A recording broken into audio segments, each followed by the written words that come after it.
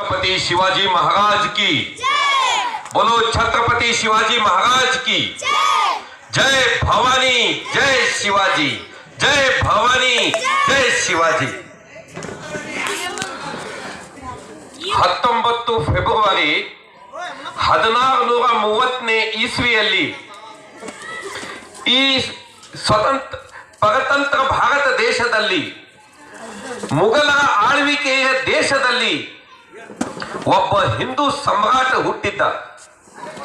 ಆ ಹಿಂದೂ ಸಮ್ರಾಟ ಯಾರಂದ್ರೆ ಛತ್ರಪತಿ ಶಿವಾಜಿ ಮಹಾರಾಜ್. ಆ ಸಮಯ ಹೇಗಿತ್ತು ಅದರ ಬಗ್ಗೆ ಒಂದು 4 ಮಾತು ಮಾತಾಡ್ತೀನಿ. ಇಡೀ ಭಾರತ ದೇಶದಲ್ಲಿ ಮುಘಲರ ಆಳ್ವಿಕೆ ಇತ್ತು. ಮುಘಲ ಅಂದ್ರೆ ಮುಸಲ್ಮಾನರು ಈ ದೇಶವನ್ನು ಆಳ್ತಿದ್ರು.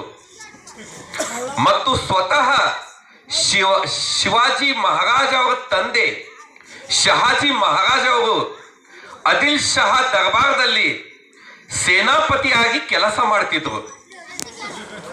ಆ ಸಮಯದಲ್ಲಿ ಶಿವಾಜಿ ಅವರು ಬಿಜಾಪುರ್ಗೆ ಬಂದಿದ್ರು. ಬಿಜಾಪುರ್ ಬಂದ ಮೇಲೆ ಅವರು ನೋಡಿದ್ರು ನಮ್ಮ ತಂದೆಯವರು ಹಿಂಗ ತಳಗ ಬಗ್ಗಿ 3 ಸಲ ಆದಿಲ್ ಶಹಾಗೆ ನಮಸ್ಕಾರ ಮಾಡ್ತಾ ಇದ್ದಾರೆ.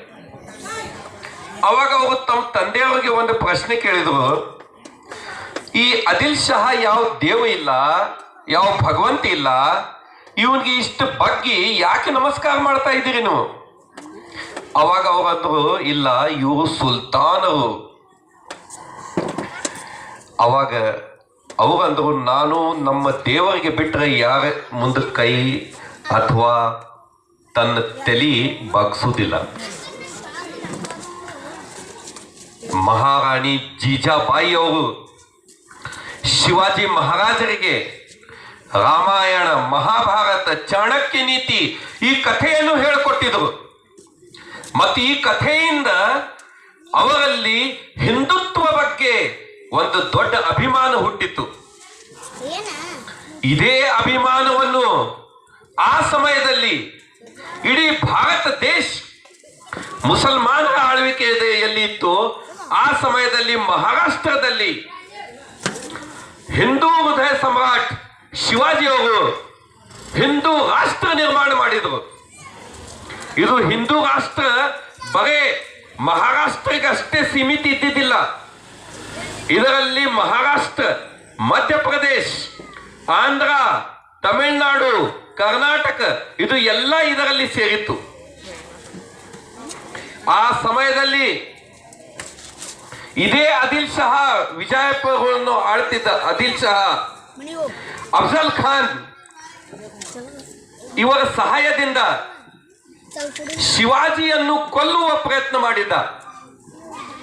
ಆ ಸಮಯದಲ್ಲಿ ಅಫ್ಜಲ್ ಖಾನ್ ತಮ್ಮ 1,50,000 ಸೈನಿಕರನ್ನು ತಗೊಂಡು ಪುಣೆಯ ಪ್ರತಾಪ್ಗಢ ಕಿಲ್ಲೆಗೆ ಹೋದವು.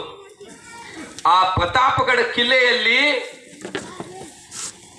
ಅಫ್ಜಲ್ ಖಾನ್ ಮೋಸ ಮಾಡಿ ಶಿವಾಜಿಗೆ ಕೊಲ್ಲುವ ಪ್ರಯತ್ನವನ್ನು ಮಾಡಿದ.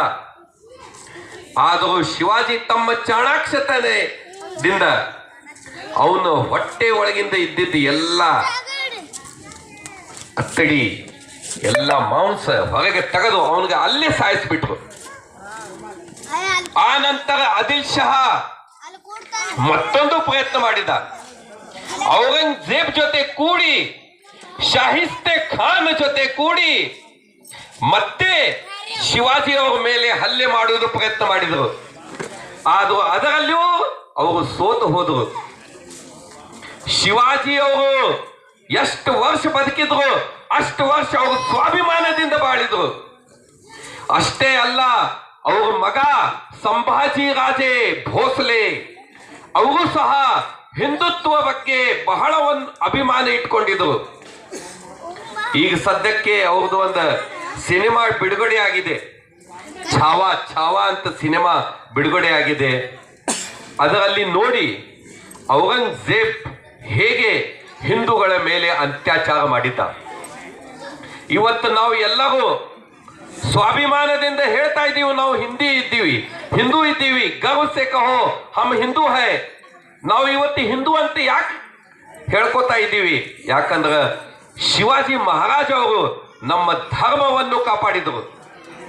ಒಂದು ವೇಳೆಗೆ ಈ ಭೂಮಿಯಲ್ಲಿ ಶಿವಾಜಿ ಮಹಾರಾಜ್ ಅಂತ, ಮಹಾರಾಣಾ ಪ್ರತಾಪ್ ಸಿಂಹ ಅಂತ ವೀರರು ಹುಟ್ಟಿದ್ದಿಲ್ಲ ಅಂದರೆ ಇವತ್ತು ಎಲ್ಲರೂ ನಾವು ಜಾತಿ ಪರಿವರ್ತನೆ ಮಾಡಿಕೊಂಡು ಟೋಪಿ ಹಾಕೋಬೇಕಾಗ್ತಿತ್ತು.